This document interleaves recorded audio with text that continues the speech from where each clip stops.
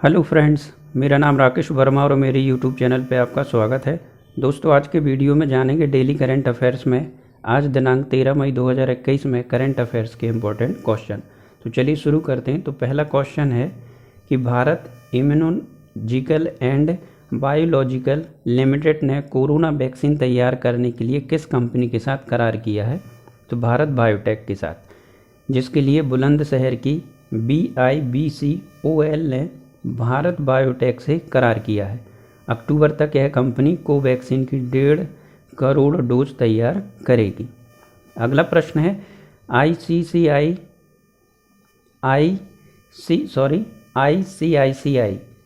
Prudential mutual fund ने हाल ही में भारत की म्यूचुअल फंड इंडस्ट्री में कौन सा स्थान हासिल किया है? तो वह दूसरा स्थान। ICICI प्रूडेंशियल म्यूचुअल फंड ने हाल ही में भारत की म्यूचुअल फंड इंडस्ट्री में HDFC म्यूचुअल फंड को पीछे छोड़कर दूसरा स्थान प्राप्त किया है। अब HDFC म्यूचुअल फंड तीसरे स्थान पर पहुंच गया, जबकि SBI म्यूचुअल फंड पहले स्थान पर है।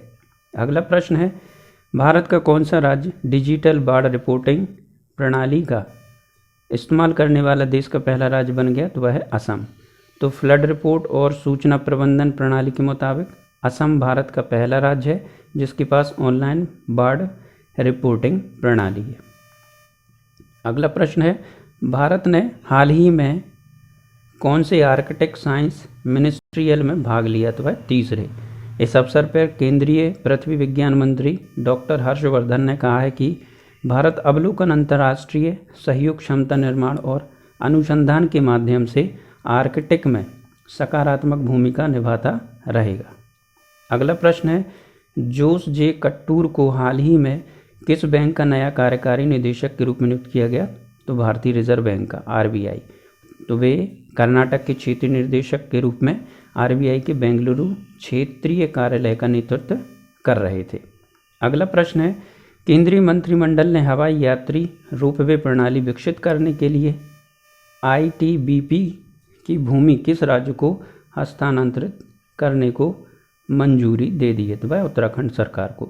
केंद्रीय मंत्रिमंडल ने हाल ही में देहरादून और मसूरी के बीच हवाई यात्री रोपवे प्रणाली को विकसित करने के लिए भारत तिब्बत सीमा पुलिस बल की भूमि उत्तराखंड सरकार को हस्तांतरित करने को मंजूरी दे दी है। बनाया जाने वाला रोपवे 5580 मीटर लंबाई का मोनो केबल रोपवे है। अगला प्रश्न है, केंद्रीय मंत्रिमंडल ने उत्पादन से जुड़ी किस योजना के तहत राष्ट्रीय उन्नत रसायन बैटरी भंडारण कार्यक्रम को मंजूरी दी है? तो प्रोत्साहन योजना के तहत।